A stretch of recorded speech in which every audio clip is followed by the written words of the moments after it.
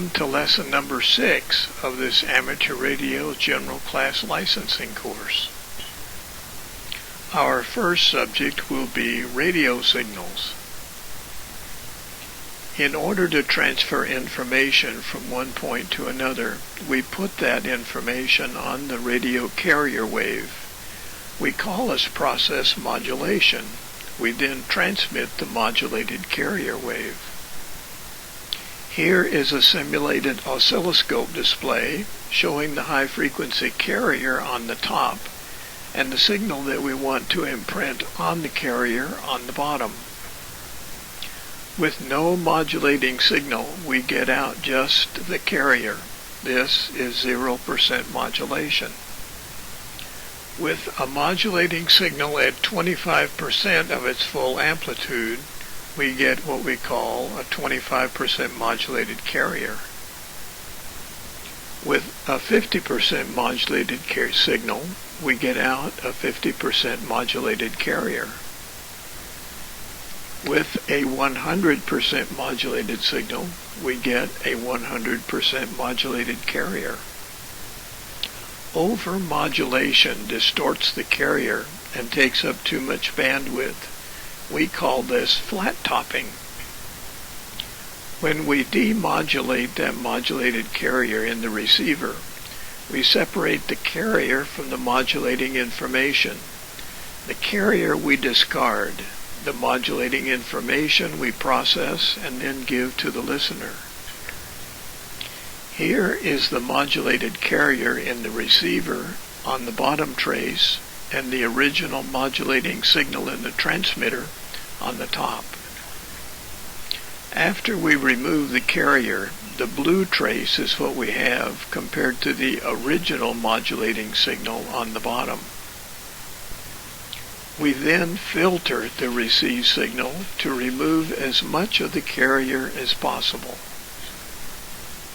There are a lot of different modulating modes, just a few of which are listed on this view graph.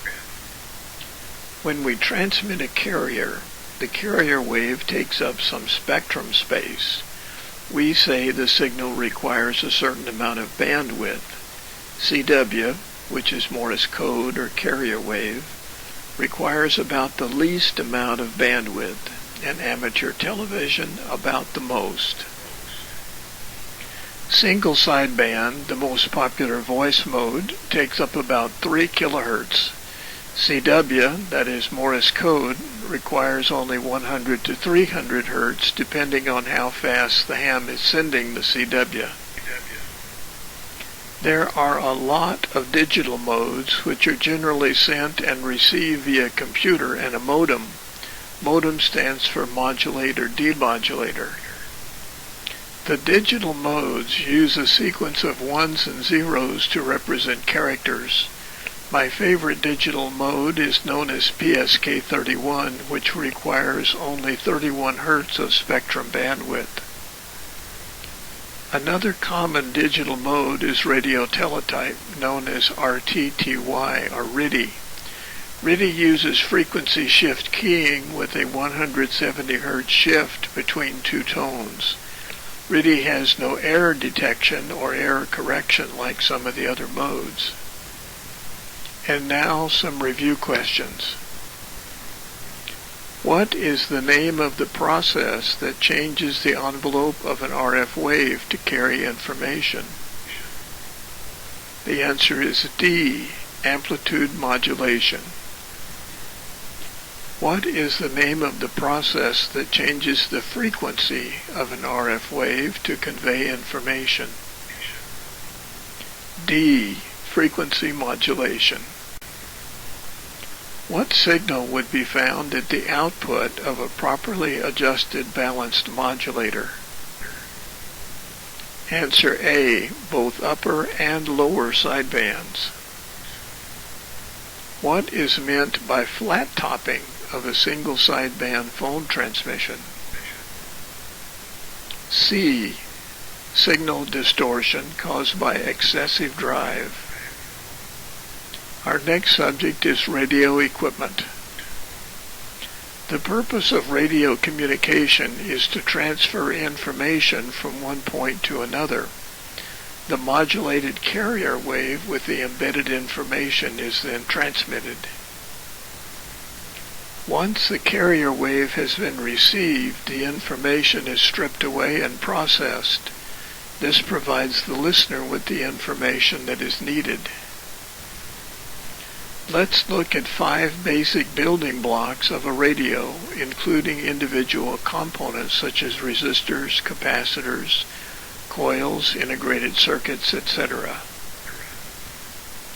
Here are the 5 basic building blocks: oscillators that convert DC to AC, amplifiers that increase the amplitude of AC, rectifiers that convert AC into DC, mixers that combine 2 or more AC waveforms, and filters to attenuate or reduce the strength of unwanted signals. We begin with oscillators. Here you see the sine wave output of an oscillator.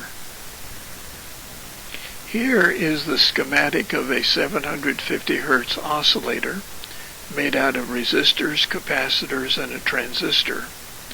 Note the link from the output back to the input. This is called feedback. Amplifiers take a smaller input signal and output a larger one. This amplifier uses a field effect transistor. Let's look at rectifiers.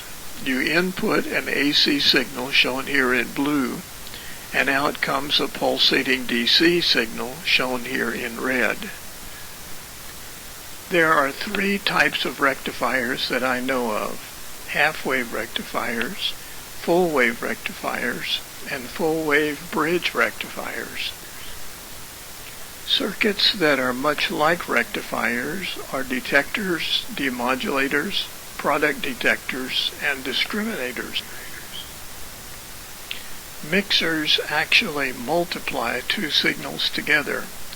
This generates the sum of the 2 signals and the difference between the 2 signals.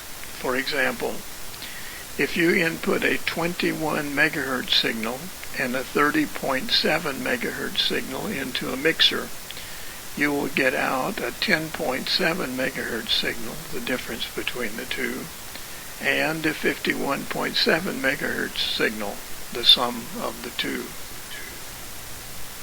Here is an example of a mixer circuit. Mixers are sometimes called multipliers or modulators.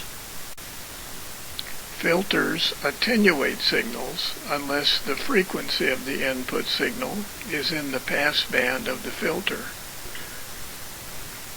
At the lower right, you see a plot of the pass band of a filter.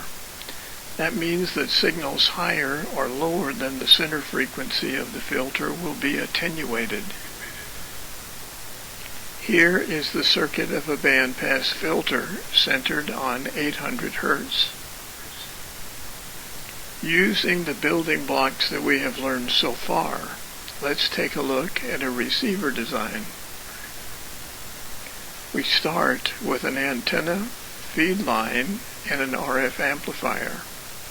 The amplifier boosts the amplitude of the incoming signal. Next comes a local oscillator to generate the frequency or range of frequencies that we are interested in receiving. Then comes the mixer that produces the sum and difference between the incoming signal and the local oscillator. Next, we filter out the mixer output frequency that we don't want. Next comes a detector and a power supply. Then we add an audio amplifier and a speaker, and there we have our superheterodyne receiver.